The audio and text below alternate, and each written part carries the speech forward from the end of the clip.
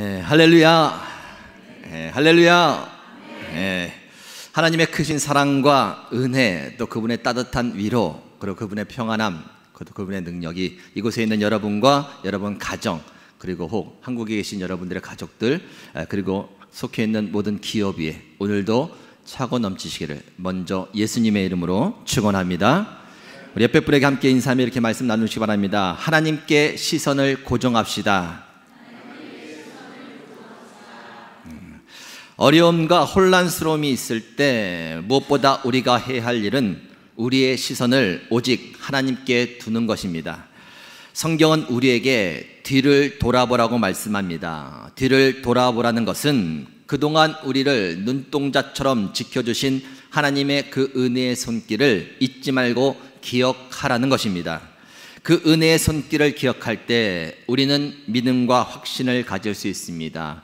과거에도 나를 지켜주신 그 하나님께서 지금도 그리고 앞으로도 역시 지켜주실 것이다 라는 믿음과 확신을 가질 수 있다라는 것입니다. 그러나 그 은혜를 잊어버릴 때 우리는 또 원망과 불평에 빠지게 될 것입니다. 그리고 또한 불안과 걱정과 두려움에 사로잡히게 될 것입니다.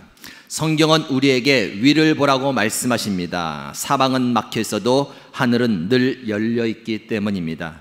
위를 보라는 것은 오직 하늘 위에 계신 하나님을 바라보라는 것입니다.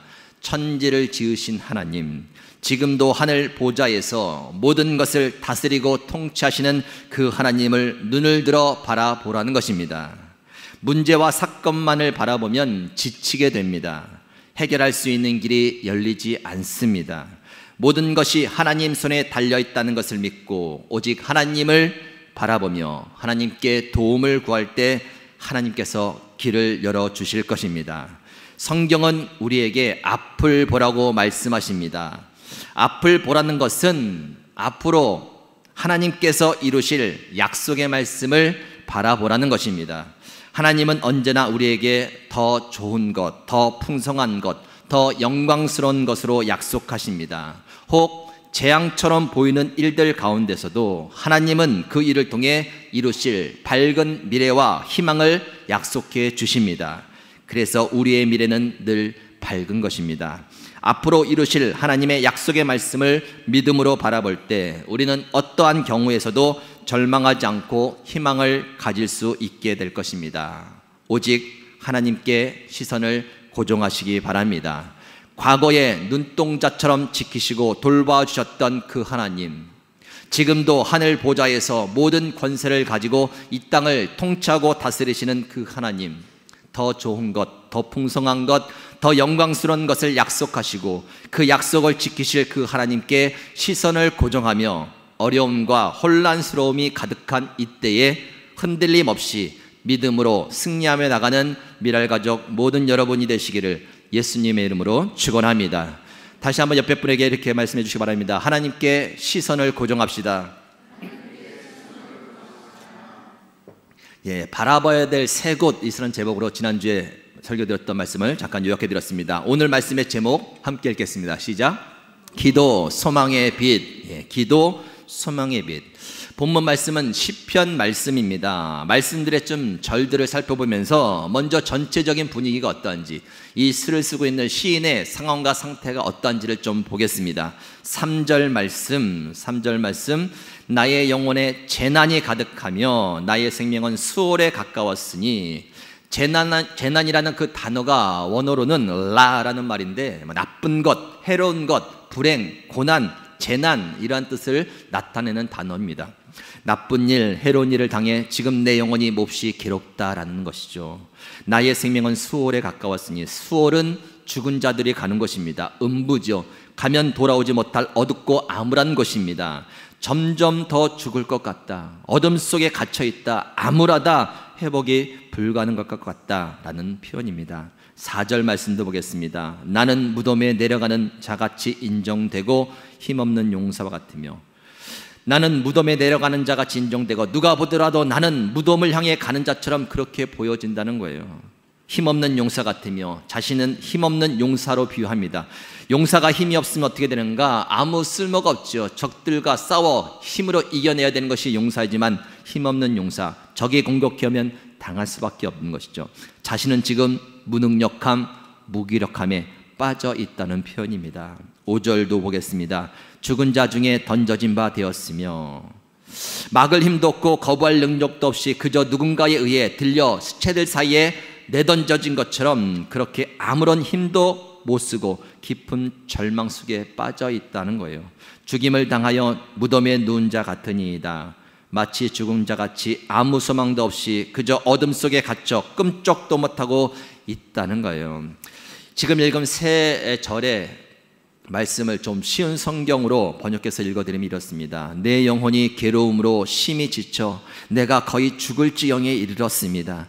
사람들도 내가 곧 죽게 되었다고 생각합니다. 나는 아무 힘이 없는 사람같이 되었습니다. 사람들은 나를 죽은 사람처럼 취급합니다. 무덤에 묻힌 사람처럼 쳐다봅니다. 여러분, 지금 시인의 상태가 어떤 것 같습니까? 소망이 있어 보입니까? 만약에 이 시편의 제목을 붙인다면 소망의 시가 되겠습니까? 절망의 시가 되겠습니까? 절망의 시죠. 소망이라고는 전혀 찾아볼 수 없습니다. 괴롭고 죽을 것 같고 어둡고 우울하고 무능력하고 무기력하고 마치 죽은 자처럼 완전히 절망 속에 빠져있는 모습입니다. 보통 다른 시편들을 보면 절망으로 시작했다가 그 끝을, 시를 끝맺는 것을 보면 그래도 하나님을 찬송합니다, 감사합니다, 믿음과 소망으로 끝을 맺는 것을 자주 보게 되죠. 그런데 16절에서 18절까지 끝부분을 한번 읽어보겠습니다. 16절에서 18절까지 같이 읽습니다. 시작. 주의 진노가 내게 넘치고 주의 두려움이 나를 끊었나이다. 이런 일이 물같이 종일 나를 애우며 함께 나를 둘러쌌나이다. 주는 내게서 사랑하는 자와 친구를 멀리 떠나게 하시며 내가 아는 자를 흑암에 두셨나이다. 시작도 끝도 소망이라는 것은 전혀 보이지 않습니다. 이렇게 소망 없는 시를 우리가 왜 읽어야 할까요? 하나님은 왜 이 소망 없는 시를 기록하게 하시고 우리에게 읽게 하시는 것이겠습니까? 그 이유는 이 소망 없는 시에서 우리는 한 줄기 소망의 빛을 볼 수 있기 때문입니다. 여러분, 혹시 이 시를 아까 교독하며 읽어 나가시면서 그 빛을 보셨나요? 절망과 어둠 속에서 비춰지고 있는 소망의 빛을 혹시 보신 분 계신가요? 함께 보겠습니다. 1절과 2절 말씀 같이 읽겠습니다. 시작. 여호와 내 구원의 하나님이여, 내가 주야로 주 앞에서 부르짖었사오니 나의 기도가 주 앞에 이르게 하시며 나의 부르짖음에 주의 귀를 기울여 주소서. 시인은 어둠과 절망 속에서 하나님께 무엇을 하고 있습니까?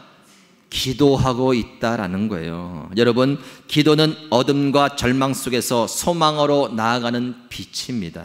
한번 따라하시기 바랍니다. 기도는 소망의 빛입니다. 한 번 더 합니다. 기도는 소망의 빛입니다.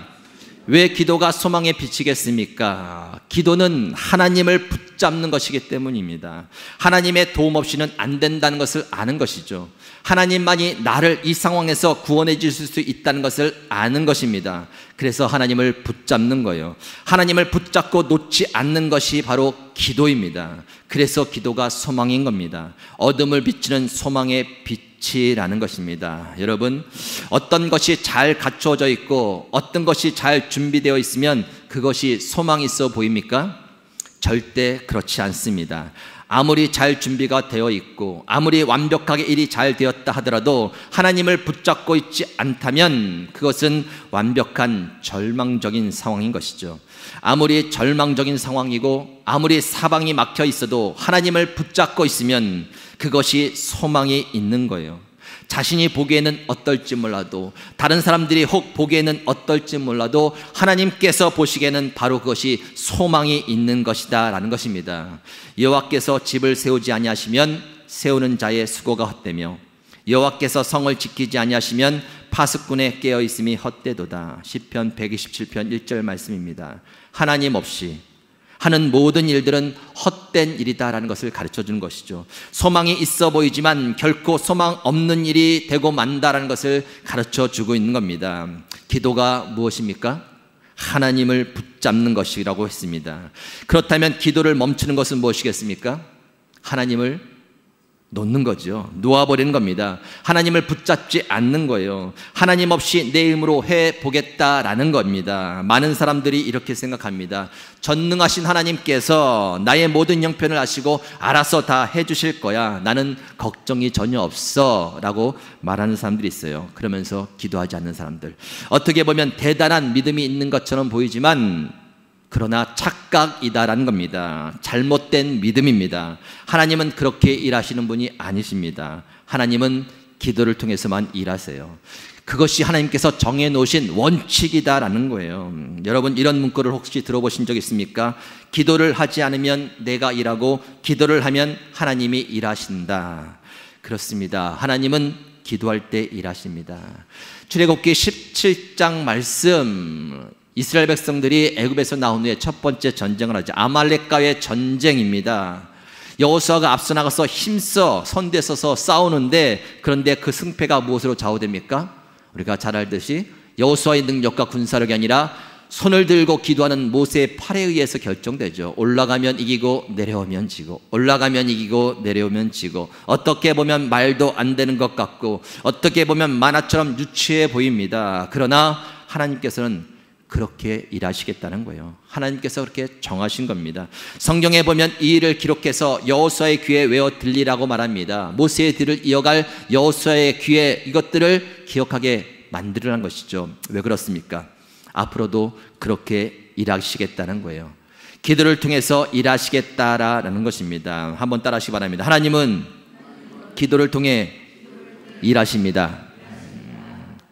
하나님께서 정해놓으신 법칙입니다. 저는요, 혹 기도를 열심히 하지 않았는데 그동안 별 문제 없이 잘 살았습니다. 혹시 이렇게 생각하시는 분 계십니까? 그렇다면 이것은 셋 중에 하나일 거예요. 기도하지 않았는데도 잘 됐다. 첫 번째는 중보기도죠. 누군가가 나를 위해서, 여러분을 위해서 기도해 주었기 때문입니다. 어머니께서, 혹 아버지께서, 아내가 나를 위해서, 남편이 나를 위해서, 자녀들이 나를 위해서, 내 친구가, 목사님의 기도가, 구역장의 기도가, 혹 누군가의 기도가 나를 위해 눈물로 기도해 줬기 때문에 잘 된 것입니다. 그것도 아니라면 하늘 보좌 우편에서 지금도 우리를 위해 중보하고 계신 예수님에게 기도가 있기 때문이죠. 우리가 마땅히 구할 바를 알지 못하지만 지금도 말할 수 없는 탄식으로 간구하고 계시는 그 성령님의 기도가 있기 때문인 줄 믿으시기 바랍니다. 감사해야 돼요. 기도에 빚진 자들입니다. 빚진 자의 마음으로 더욱 열심히 기도해야 할 것입니다. 기도하지 않았는데 잘 됐다? 또 하나는 무엇인가? 예전에 내가 쌓아둔 기도가 있기 때문일 겁니다. 그래도 나는 한때 은혜 받고 열심히 기도한 적이 있다. 쌓아놓은 것이 있기 때문에 되는 거예요. 그러나 여러분, 생각해야 됩니다. 그 기도는 곧 바닥나게 될 겁니다. 바닥나기 전에 더 기도를 쌓아가야 한다는 것입니다. 세 번째, 기도하지 않아도 잘 된다? 그것은 무엇인가? 하나님이 그냥 내버려 두시는 거예요. 가장 심각한 상태죠. 기도하지 않아도 일이 잘 되도록 내버려 두시는 것은 일이 잘 되어서 소망이 있어 보이지만 하나님 없이 그 일을 하고 있는 거예요. 곧 무너지게 될 것입니다. 속히 깨닫고 기도를 시작해야 됩니다. 사랑하는 미달교회 성도 여러분, 하나님은 반드시 기도를 통해서 일하신다는 것을 기억하시기 바랍니다. 하나님의 아들이신 예수님조차도 그 원칙을 깨지 않으셨다라는 거예요. 예수님도 새벽 미명에 일찍 일어나셔 기도하셨습니다. 마음이 흔들리고 또한 감정이 복잡해질 때마다, 사람들이 자신을 주목할 때마다 한적한 곳에 가서 따로 떨어져 기도하셨습니다. 위기 때에 땀방울이 핏방울처럼 흘러내리듯 열심히 예수님께서도 기도하셨다는 겁니다. 여러분, 결코 기도를 멈추지 마시기 바랍니다. 혹 기도하지 않으셨다면 기도를 곧 시작하실 수 있기를 바랍니다. 기도를 멈추면 소망이 없습니다. 왜요? 하나님 없이 하는 일이 되기 때문입니다. 기도를 하면 소망이 있는 것입니다. 왜요? 하나님께서 일하실 것이기 때문입니다. 아무리 형편이 좋지 않고, 아무리 상황이 좋지 않고, 아무리 절망스러운 일이 있더라도 내가 여전히 지금 기도하고 있다면 그것이 소망인 거예요. 아무리 형편이 좋고, 아무리 상황이 좋고, 아무리 미래가 밝아 보여도 내가 지금 기도하고 있지 않다면 그것은 소망이 없는 것입니다. 가정도 마찬가지죠. 아무리 가정이 흔들리고 힘들어도 누군가가 가정을 위해 기도하고 있다면 그 가정은 소망 있는 가정인 줄 믿으시기 바랍니다. 가정을 위해 기도의 사명을 감당하는 여러분 되시기 바랍니다. 교회도 마찬가지죠. 아무리 어렵고 교회가 힘들어도 교회를 위해 누군가가 기도하고 있다면 그 교회는 소망 있는 교회입니다. 나라도 마찬가지죠. 기도하는 나라는 망하지 않는다라는 말이 있습니다. 왜 그렇습니까? 기도로 하나님을 붙잡고 있기 때문입니다. 기도하는 가정도 망하지 않을 것이며 기도하는 교회도 망하지 않을 것입니다. 존 낙스가 이런 말을 합니다. 기도하는 한 사람은 기도하지 않는 한 민족보다 강하다. 왜 그렇습니까? 기도로 그 한 사람이 하나님을 붙잡고 있기 때문입니다. 여러분, 끝까지 하나님을 붙잡고 놓지 않는 기도의 용사들이 되시기 바랍니다. 놓치면 죽는 것이고 붙잡으면 사는 거예요. 그래서 기도는 생명줄입니다.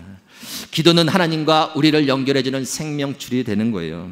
기도에 대한 정의가 많습니다. 기도는 하나님과의 대화라고도 하지요. 우리의 영혼의 호흡이라고도 말합니다. 그리고 하나님의 뜻을 이루는 수단, 그리고 영적인 무기, 여러 가지로 표현합니다. 다 맞는 말입니다. 그러나 여러분 기억하시기 바랍니다.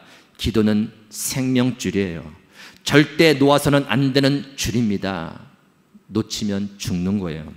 오늘 시인의 상황은 어둠, 우울, 무기력, 절망, 죽은 자 같음. 그러나 그는 생명줄을 놓지 않았습니다. 더 간절히 그 줄을 잡았습니다. 얼마나 간절히 그 줄을 잡았는지 9절 말씀입니다. 함께 9절 말씀 읽겠습니다. 시작. 곤란으로 말미암아 내 눈이 쇠하였나이다. 여호와여, 내가 매일 주를 부르며 주를 향하여 나의 두 손을 들었나이다. 매일매일 주님을 부르며 두 손을 들고 그 기도의 끈을 놓지 않은 거예요. 생명줄을 놓지 않은 거예요. 13절 말씀도 읽습니다. 시작. 여호와여, 오직 내가 주께 부르짖었사오니 아침에 나의 기도가 주의 앞에 이르리이다. 어떤 상황 속에서도 하나님을 놓지 않는 것, 그것이 소망입니다. 어떤 경우에도 하나님을 붙잡고 있는 그 사람이 소망 있는 사람인 줄 믿으시기 바랍니다. 여러분, 말씀을 읽은 가운데서 그냥 절망만 보셨습니까? 기도가 진짜 소망의 빛으로 보여주십니까? 소망의 빛으로 보지 못하셨다면 지금 저와 여러분이 하고 있는 기도가 소망이 없다는 거예요. 믿음이 없다는 겁니다. 저와 여러분이 이 절망 가운데 하고 있는 기도가 소망의 빛이 되는 줄 믿으시기 바랍니다. 그 기도를 놓지 말아야 된다는 거예요. 그래야 이 시편을 읽어가면서 그 가운데 절망 속에서 쓰여진 그 시를 왜 우리에게 굳이 기록하여 읽게 하시는가? 그 가운데서도 꺼지지 않는 그 소망의 빛, 그 기도가 지금 숨겨있기 때문이다라는 것입니다. 아무리 무덤에서 죽은 자같이 쓰러져 있어도 그 생명줄을 잡고 있으면 다시 일어날 수 있습니다. 아무리 큰 무능력과 무기력함에 빠져 있어도 그 생명줄을 붙잡고 있으면 새 능력과 새 힘을 받아 다시 힘있는 용사처럼 일어설 수 있습니다. 혹 짙은 어둠과 깊은 절망 속에 빠져 있어도 그 생명줄을 놓지 않으면 그 사람은 반드시 어둠을 물리치고 소망 가운데 나아갈 수 있습니다. 왜요? 기도는 하나님과 연결해주는 생명줄이 되기 때문입니다. 아무리 사방이 막히고 아무리 큰 문제가 우리를 가두어 놓는다 할지라도 기도는 하나님과 우리를 연결해 줄 것입니다. 진짜 절망스러운 상황이 어떤 상황인 줄 아십니까? 사업이 망하고 죽을 병에 걸리고 사랑하는 사람과 헤어지고 시험에 떨어지고 배신당하고 하는 일마다 맡기고, 이런 상황이 진짜 절망스러운 일은 아닙니다. 진짜 절망스러운 상황은 이 생명줄을 놓아버리는 거예요. 마치 하나님의 도움 없이도 문제가 해결되고 하나님 없이도 잘 살 것 같은 생각에 더 이상 그 생명줄을 붙잡지 않은 것이죠. 그 상황이 절망적인 상황이에요. 시편 88편 오늘 읽은 본문의 시인은 왜 이렇게 절망 속에서도 하나님을 붙잡고 있는 줄 아십니까? 다른 방법이 없기 때문입니다. 하나님 말고 다른 것으로는 절대 해결할 수 없다는 것을 알기 때문이죠. 6절과 7절과 8절, 6, 7, 8절을 같이 한 목소리로 함께 읽겠습니다. 시작. 주께서 나를 깊은 웅덩이와 어둡고 음침한 곳에 두었어. 주의 노가 나를 심히 누르시고 주의 모든 파도가 나를 괴롭게 하셨나이다. 주께서 내가 아는 자를 내게서 멀리 떠나게 하시고 나를 그들에게 가증이 것이 되게 하셨사오니 나는 갇혀서 나갈 수 없게 되었다. 주께서 나를 깊은 동이, 주의 노가 나를 심히 누르시고 주의 모든 파도가 주께서 내가 아는 자들에게 멀리 떠나게 하시고. 지금 누가 그렇게 하셨다는 겁니까? 주께서 하셨다는 거예요. 이것은 어떤 원망이나 불평의 소리가 아닙니다. 모든 것이 하나님 손 아래서 이루어진 일임을 고백하는 거예요. 하나님께서 하신 일이니 하나님만이 이 일을 해결해 줄 수 있다는 믿음의 고백이다라는 것입니다. 여러분, 믿으실 수 있길 바랍니다. 이 세상의 어떤 영역도 하나님의 통치와 다스림에서 벗어나 있는 영역은 없습니다. 경제적인 것도, 정치적인 것도, 교육과 문화, 국가 간의 관계, 악한 사탄의 활동들, 그리고 요즘 유행하는 코로나 바이러스도 모두 하나님의 통치 영역 안에 있다는 것을 굳게 믿으실 수 있기를 바랍니다. 하나님만이 그 모든 것을 그분의 뜻대로 주관해 가시는 겁니다. 다시 말해서 하나님만이 모든 문제를 해결하실 수 있다라는 거예요. 그래서 우리는 하나님을 붙잡아야 됩니다. 절대 생명줄을 놓아서는 안 됩니다. 그 모든 것을 해결하실 분은 오직 하나님 한 분밖에 없기 때문입니다. 기도합시다. 더 기도합시다. 절대 생명줄을 놓지 맙시다.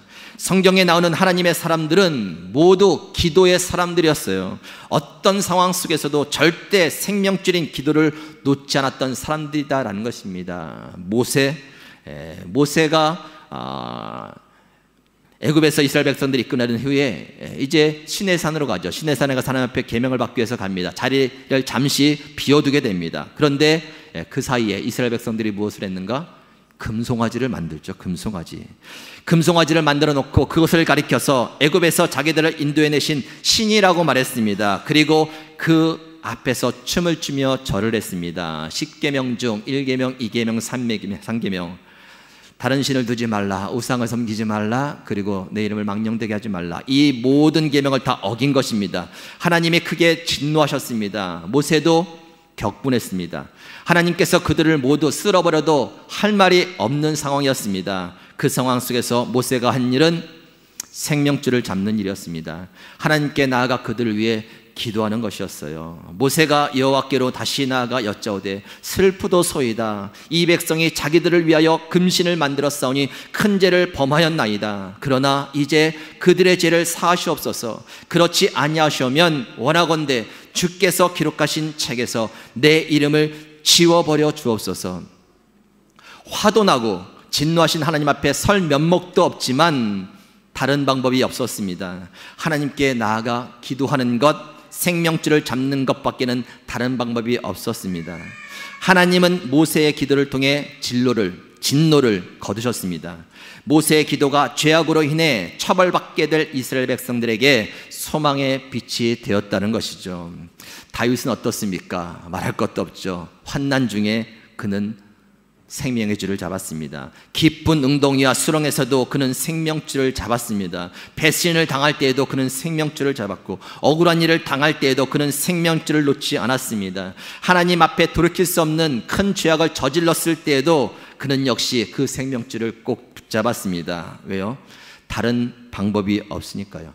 살기 위해서는 그것 말고 다른 방법이 없기 때문입니다. 사랑하는 미라클 성도 여러분, 요즘 기도하고 계시나요? 하셔야 됩니다. 다른 방법이 없습니다. 기도가 소망인 거예요. 어두운 절망 속에 빛을 비춰주는 소망의 빛이 바로 기도입니다.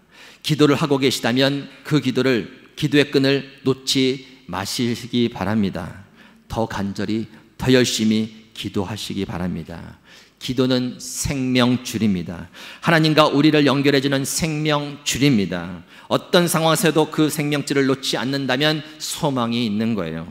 아무리 어둡고 암울한 절망적인 상황에서도 하나님을 붙잡고 있으면 소망이 있는 것입니다. 왜냐하면 하나님께서 일하실 것이기 때문입니다. 하나님은 우리의 기도를 통해서 일하십니다. 지금은 그 어느 때보다 더 기도해야 할 때입니다. 하나님의 도우심 없이는 아무것도 할 수 없다는 그 고백과 함께 더 간절히 기도해야 할 때죠. 절망으로 어둠 속에 갇히기 쉬운 이때에 기도, 소망의 빛을 환하게 비치며 더욱 힘차게 전진하며 승리해가는 저와 여러분이 되시기를 예수님의 이름으로 축원합니다. 하나님 감사합니다. 어떤 상황 가운데서도 저희들 소망을 소망을 잃지 않도록 말씀 앞에 서게 하시고 또 말씀을 통해 기도의 줄 붙잡고 나갈 수 있도록 인도해주시니 진심으로 감사를 드립니다. 듣고 계신 하나님, 나에게 더 주목하라고, 나에게 더 간구하라고, 나만 바라보라고 의지하라고 말씀하신 하나님, 그 음성을 들을 수 있는 귀가 열리게 하여 주시고 그동안은 우리의 힘으로 살았다면 다시 한번 우리의 연약함을 고백하며 두 손 들고 무릎 꿇고 주님께 간구하며 소망의 빛 잃지 않는 저희들 다 되게 하여 주시옵소서. 기도할 때 일하여 주실 줄 믿습니다. 믿음으로 간절히 기도할 때 주님께서 쉬지 않고 일하실 줄 믿습니다. 긍휼을 베풀어 주셔서 그 일 가운데 속히 정리되게 하시고 긍휼을 베풀어 주셔서 그 일들 가운데 모든 것이 회복되며 하나님 아버지 앞에서 다시 한번 모든 것들이 주 앞에 무릎 꿇고 나아갈 수 있는 은혜들이 있도록 인도하여 주시옵소서. 기도하는 미랄교회가 되길 원합니다. 기도하는 가정들이 되길 원하고 기도하는 성도 한 사람 한 사람이 되길 원합니다. 하나님, 어떠한 가운데서도 이 소망의 빛 기도 생명의 줄 놓지 않는 가운데 기도를 통해서 일하시는 하나님 맛보게 하여 주시고 그 영광 가운데 승리하며 더 힘있게 전진하며 크게 영광 돌리는 저희들 되도록 축복하여 주시옵소서. 함께해 주심에 감사드리며 살아계신 예수님의 이름으로 기도 올려옵나이다.